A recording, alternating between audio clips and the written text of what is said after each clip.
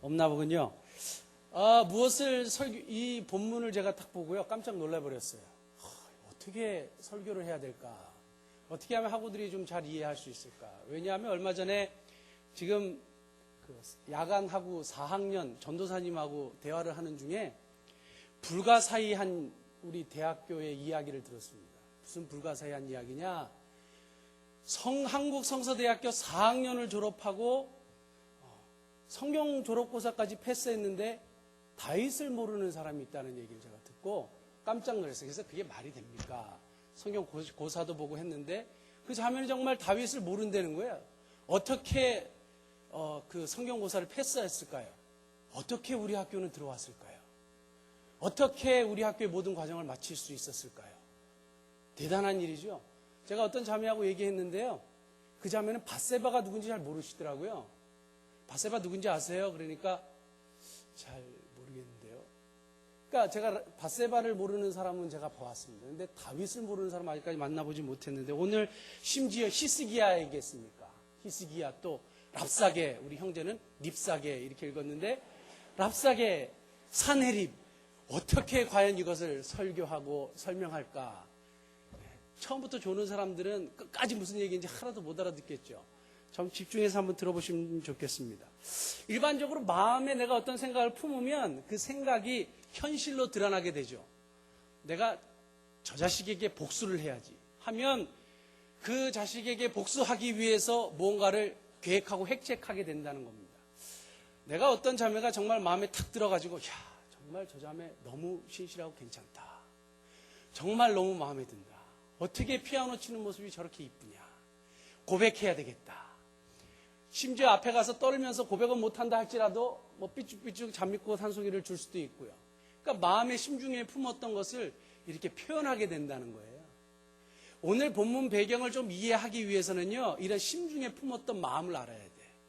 아수르 왕이 지금 시행하고 있는 이런 정벌 정책들이요. 아수르 왕이 지금 근동의 패자로 최고의 나라로 지금 등장했잖아요.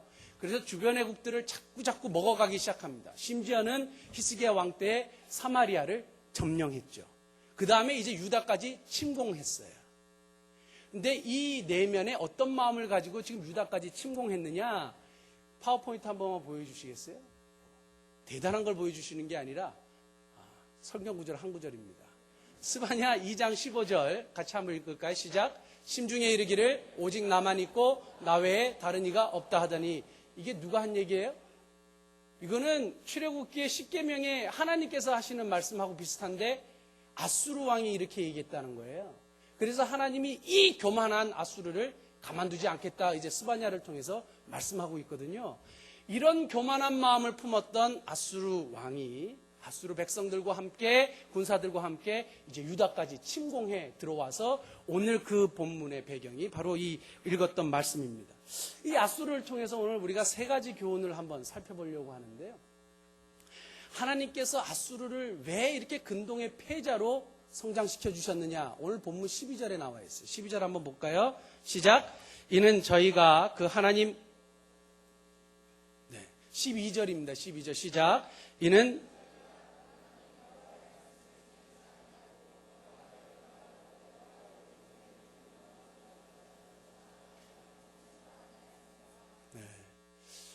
제가 왜 안 읽었냐 하면요. 누가 성경을 안 갖고 왔는지 보기 위해서 안 읽었습니다. 오늘도 제가 아침에 수업을 했는데요. 제 수업에서 찬송가, 이렇게 찬양을 안 부르는 학생은 꼭 나와갖고 노래를 시키고 그렇습니다. 오늘 성경책을 안 갖고 온 학생들이 눈에 띄는데, 다음에 혹시 저에게 설교할 기회가 주어지면 앞에 나와가지고 노래를 시키고 설교하도록 이렇게 하면 참 좋을 것 같아요. 여러분들이 성경책을 안 갖고 오는 것은 말도 안 되는 행위죠. 한국 대학교, 성서대학교 학생으로서 있을 수 없는 일이 되겠습니다. 첫 번째 우리가 이 아수르 교훈을 살펴보면요. 바로 이런 거예요. 아수르가 강해서 사마리아가 무너졌나요? 아수르가 강해서 이스라엘이 무너졌나요? 성경은 그렇게 얘기하고 있지 않아요. 하나님의 백성인 이스라엘이 범죄했기 때문에 하나님이 아수르를 사용하셔서 무너뜨리시게 된 거예요. 근데 일반적으로 어떻게 생각하냐 하면 아수르는요. 자기가 강해서 그랬다고 생각해요. 나 외에 다른 이가 없다라고 생각했어요. 그래서 내가 제일 강하다고 생각했어요. 그래서 이 세상에 많은 신들이 있지만 이 아수르 왕의 손에서부터 구원할 자는 없다라는 아주 극단적이고 극도의 교만을 보이고 있습니다. 첫 번째, 이것을 통해서 우리가 배울 수 있는 것은 뭐냐면요, 도구인 줄 깨달아야 된다는 거예요. 이사야 10장에 보면 이 아수르에 대한 그 심판의 예언이 나와 있는데 하나님께서 아수르를 막대기로 사용하셨다는 거예요. 그래서 하나님의 백성을 좀 깨닫게 하시기 위한 막대기와 지팡이로 사용하셨는데 아수르가 그렇게 하지 않았다는 겁니다. 오늘 그 파워포인트 잠깐 보여주시겠어요? 대단한 걸 보여주는 게 아니라 또 성경 구절을 한 구절 보여줄 텐데 어떻게 반응했냐면요, 그의 뜻은 이같지 아니하며, 다 같이 읽어볼까요? 시작. 그의 뜻은 이같지 아니하며 그 마음의 생각도 이같지 아니하고 오직 그 마음에 아수르 왕의 완악한 마음의 열매와 높은 눈의 자랑을 벌하리라. 아수르 왕은요, 자기가 도구인 줄 깨닫지 못해서 하나님이 분명히 막대기로 사용하셨는데 자기가 강해서, 자기가 힘이 있어서 그렇게 사용했다라고 생각을 하는 겁니다. 그 카페테리아에서 우연히 강규성 목사님을 어제 만나가지고 제가 에스프레소를 사드린 기억이 있는데 무슨 얘기하다가 그 얘기가 나온지 모르겠는데 강규성 목사님이 그러시더라고요. 사사기를 봐라. 사사기를 보면 하나님께서 사사들을 통해서 이스라엘을 구원했는데 사사들이 잘나서 이스라엘을 구원했느냐? 아니야. 하나님의 백성들이 너무 불쌍하고 긍휼히 여김을 받았기 때문에 하나님이 사사를 통해서 구원하신 거야. 여기서 무슨 생각을 하게 됐냐면요, 일반적으로 우리는 뭐가 잘 되고요, 성공을 하게 되면요, 내가 잘해서 한 것인 줄 알아요. 나에게 어떤 탤런트가 많이 발휘돼서 우리가 성공했다라고 생각할 수 있어요. 그래서 그 모든 영광을 나에게 돌릴 수 있어요. 이것이 아수르의 실수였어요. 우리에게 어떤 능력이 주어지고 어떤 권세가 주어지고 힘이 주어졌을 때 그것은요, 하나님이 도구로 사용하시기 위함이에요. 그래서 여기서 깨달아야 되는 것은요, 도구인 줄 아셔야 돼요. 여러분들에게 공부할 수 있는 기회와 시간과 힘과 능력과 또 여러 가지 것들을 주셨는데 이것은 무엇을 위해서 주셨어요? 도구로 사용하시기 위해서예요. 하나님의 뜻을 이루시기 위해서예요. 그런데 이것을 우리의 마음대로 사용할 수 없는 것이 되겠죠. 마찬가지로 이 아수르 왕이나 아수르 백성들이 행했던 실수가 바로 이거예요. 하나님이 자신을 도구로 사용하시는 것을 깨닫지 못하고 자기가 도구인 줄 깨닫지 못했던 거예요.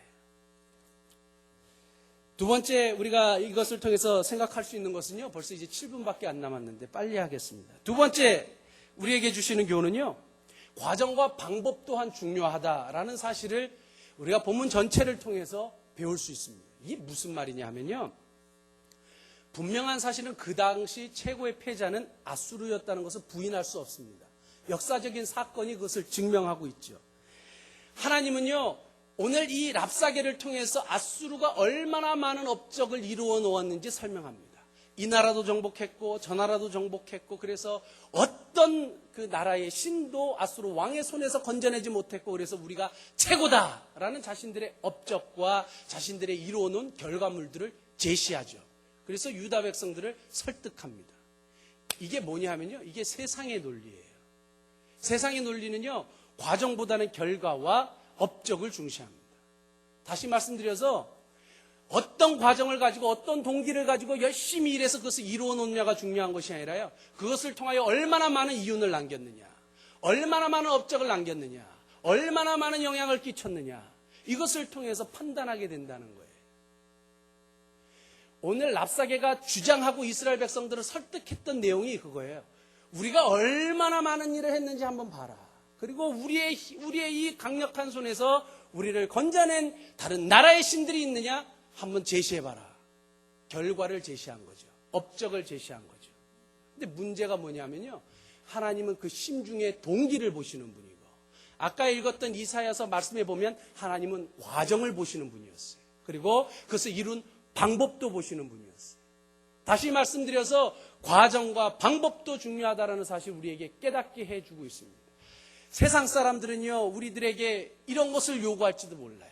많은 업적과 결과물과 위대한 일들을 이루어 놓는 그런 것을 요구할지도 몰라요. 그래서 이윤을 추구하게 되고요. 그래서 방법이 어떻든지 간에 그것을 이루기를 원해요. 그래서 하나님의 사람들도 심지어 그런 유혹에 넘어가는 예들이 얼마나 많은지요. 중요한 것은 뭐냐면요, 과정과 방법이 중요하다는 겁니다. 세상적인 논리가 성경에서는 통용되지 않아요. 왜냐하면 하나님은 그것을 싫어하시기 때문에 그래요. 과정과 결과만을 중요하게 생각하는 이 랍사게와 아수르 왕의 주장과는 달리 하나님은 과정과 동기도 보시겠고 그 방법도 보시겠다 그랬어요. 아수르가요, 사람을 죽일 때 어떻게 죽였다는 이야기가 있냐면요, 사람을 처형할 때 창을 이렇게 찌르는데 항문부터 찔러가지고 이렇게 목으로 이렇게 나오게 하고 사람을 막 찔러 죽이고, 그러니까 그들이 행하는 아주 파행적이고 악하고 악랄한 방법을 하나님이 마지막에는 심판하시겠다라고 이사야를 통해서 선포하시죠. 내가 너희를 막대기로 도구로 사용했는데 너희는 그것을 깨닫지 못하고 너에게 힘이 있는 줄 알고 마음껏 그 권력을 휘두른 것에 대해서 하나님이 심판하시겠다 이렇게 얘기합니다. 이것을 우리의 삶에 어떻게 적용해 볼까 생각을 했더니요, 우리도 많이 이 업적과 결과를 너무너무 중시해요. 이 한국 성서 대학교 안에서도 마찬가지예요. 왜냐하면 종종 우리들 사이에서는 커닝 페이퍼들이 많이 배출되기 때문에 그래요. 시험을 잘 보기 위해서 그 전날 열심히 커닝 페이퍼를 쓰고 시험지에 그것을 쓰게 됩니다. 이게 뭐예요? 결과 위주의 방법이죠. 업적 위주의 방법이죠. 그래서 A+를 받을 수 있어요. 그래서 남들은 모르지만 장학금도 받을 수 있어요. 여기 나와갖고 장학금 받고, 이야, 너 좋겠다. 막 친구들이 막 칭찬도 하고 막 그럴 수 있어요. 그러나 그것이 옳지 않은 거예요. 동기와 과정과 방법을 하나님이 보시기 때문에 그렇죠. 이것이 우리에게 참 중요한 교훈이에요. 김호식 박사님에게 아주 제가 감동적인 이야기를 들었는데요. 우리가 한국성서대학교가 우수인력양성대학으로 2년 동안 선정됐다는 것에 대해서 우리 여기 오래된 교수님이 왜 이렇게 좋아하는지 아세요? 그거는 기적과 같은 일이기 때문에 그래요. 저도 그 배경을 잘 몰랐는데 한국성서대학교가 김호식 목사님이 이 학교를 입학할 당시에 건국대나 경희대나 이런 학교들보다 교수진이 훨씬 좋았답니다. 그래가지고 이 학교를 선택하게 되신 거예요. 그래서 이 학교를 들어왔어요. 그래서 학교를 이제 공부하는 중에 남자도 군대 가잖아요. 그래서 군대를 가셨대요. 근데 일반 학교들은요, 뭐 경희대나 그리고 뭐 이런 건국대나 4년제 학교를 다니는 학생들은요, 반으로 줄여줬답니다. 군대 혜택을 줘가지고. 근데 한국성서대학교 학생 김호식은 안 줄여줬다는 거예요. 그래서 휴가 받고 나와보셔가지고 우리 설립자에게 가서 이제 따져보시려고. 아니 좀 이렇게 좀 힘을 쓰셔가지고 이렇게 나라에 이렇게 좀 하셔가지고 좀 이렇게 학생들이 혜택을 보도록 하셔야지. 왜 그렇게 하시냐고 한번 질문을 하셨대요. 그때 이제 강태욱 박사님은 그러셨대요. 그 당시에 기독교 학교들을 다 누락시키고 정부에서 그들을 통해서 이렇게 좀 뭔가를 좀 얻어가지고 그래서 이렇게 혜택을 주는 그런 방법을 취했대요. 부정한 방법을 취했다는 거예요. 그래서 강태욱 박사님이 내가 이 나라의 이런 부정과 부패를 척결하기 위해서 이 학교를 세웠는데 내가 어찌 그것에 동조할 수 있느냐 이렇게 얘기하셨대요. 그러니까 한마디도 말씀 못하시고 그냥 곧장 군대로 가셔갖고 3년 꽉 채우고 나오셨다. 정도를 걷는 거요, 과정을 밟는 거요, 굉장히 어려워요. 그래가지고 뭐 와이어도 먹이지 않고요, 이렇게 뇌물도 먹이지 않고요, 정부에 아부하지도 않고요, 그냥 있는 그대로 순수한 신앙을 지키면서 이렇게 인정받았다는 것은 대단한 일이고, 그렇기 때문에 오래된 교수님이 깜짝 놀라고 좋아하시는 거예요. 여러분들이 이 기쁨에 동참하실 수 있길 바랍니다. 순수한 전통이에요. 과정을 보시는 하나님이에요. 결과 업적만을 따지는 세상의 논리가 아니라는 사실을 인식하시기 바랍니다. 세 번째 우리에게 주실 마지막 교훈은 하나님의 백성은 그럼에도 불구하고 하나님을 의뢰해야 된다는 사실이에요. 침묵의 교훈이. 이게 무슨 얘기냐면, 한 형제가 인터넷에서요, 하나님과 예수님을 비방하는, 그 기독교를 비방하는 댓글을 보고 열받았어요. 그래가지고 자기가 막 댓글을 달았어요. 죄인인 당신이 감히 우리 예수님을 이렇게 할 수 있느냐. 그러니까 벌떼처럼 막 댓글 수백 개가 달리면서 걔를 공격하는. 인신공격 당했죠. 막 기분 나쁘고. 여러분 그 댓글 달아보셨으면 아시겠지만 엄청난 인신공격이 다가옵니다. 그리고 자존심 상하죠. 화내죠. 또 한 번 올리면 난리 납니다. 난리 나고 그냥 막 돌아가시기 일부 직전이에요. 화가 나가지고. 자기는 의로운 일을 하겠다고 한 번 했는데 난리가 난 거예요. 여러분들 이런 일들을 볼 때 어떻게 해야 돼요? 근데 부당한 대우를 당하고요, 하나님의 이름이 이 세상 속에서 모독을 받을 때 어떻게 해야 돼요? 내가 할 수 없을 때는요, 침묵하셔야 돼요. 그리고 무엇을 해야 되냐면요, 하나님을 의지하시고 하나님 바라보셔야 돼요. 그때 중요한 것은 뭐냐면요, 하나님과 나와의 커넥션을 항상 체크하셔야 돼요. 세상 사람들이 무시하고 랍사게가 여호와의 이름을 만홀히 여기고 히스기야를 만홀히 여기고 하나님의 백성을 무시하는 이런 배은망덕하고 말도 안 되는 일들을 해나갈 때 히스기야와 그의 백성이 무엇을 했느냐? 침묵했어요. 그리고 무엇을 요청했어요?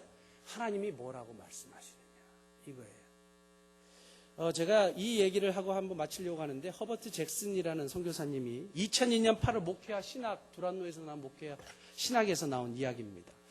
그분이 이제 선교지에 가서요, 자동차를 한 대 물려받았는데, 이 자동차는 뒤에서 밀지 않으면 시동이 걸리지 않았답니다. 그래가지고 열심히 뒤에서 밀어 시동 걸리는데 자기 혼자 할 수 없잖아요. 막 밀고 혼자 달려가서 문 열고 막 할 수 있나요? 그래서 옆에 학생들한테 부탁을 했대. 학교를 찾아가서 학생들이 밀어주면 차를 좀 시동을 걸 수 있겠습니다. 그래서 학생들하고 계약을 맺어가지고 학생들이 뭐 언덕 위로 밀어주든지 뒤에서 막 밀어주면 시동을 거는 것으로. 그렇게 시동을 열심히 걸고 2년 동안 사역하시다가 건강에 이상이 생겨가지고 본국으로 돌아오셨대요. 그런데 그 젊은 선교사님이, 후임으로 오신 선교사님한테 자기가 얼마나 이 시동을 걸면서 사역을 열심히 했는지 그 선교사님한테 얘기를 하더래요. 근데 이 선교사님이 탁 오시더니, 그 본네트를 탁 여시더니, 이거는 굉장히 쉬운 문제인 것 같습니다, 이렇게 얘기했대요. 벨트가 너무 느슨하게 풀려져 있어가지고 그런 거죠. 그래서 벨트를 꽉 조이고 교체하면 쉽게 해결되는 문제를 어떻게 했느냐? 열심히 밀고 애들한테 부탁해갖고 막 밀고 언덕에서 내려가고 막 달려갖고 시동 걸고 막 이렇게 한 거예요.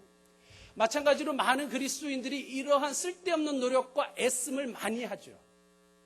그리고 뭔가를 하기 위해서 얼마나 많은 노력을 하는데, 어떤 문제에 부닥쳤을 때 얼마나 많은 수고와 땀을 흘리는데, 근데 문제가 뭐냐 하면요, 그런 문제에 부닥쳤을 때, 우리가 딱 부닥쳤을 때 무엇을 해야 되느냐 하면 침묵의 교훈을 배우셔야 돼요. 하나님과의 커넥션이요. 그 동력은 언제든지 거기 있는 거예요. 시동이, 이게 벨트만 딱 조이게 되면 시동이 걸릴 수 있도록 되어 있어요.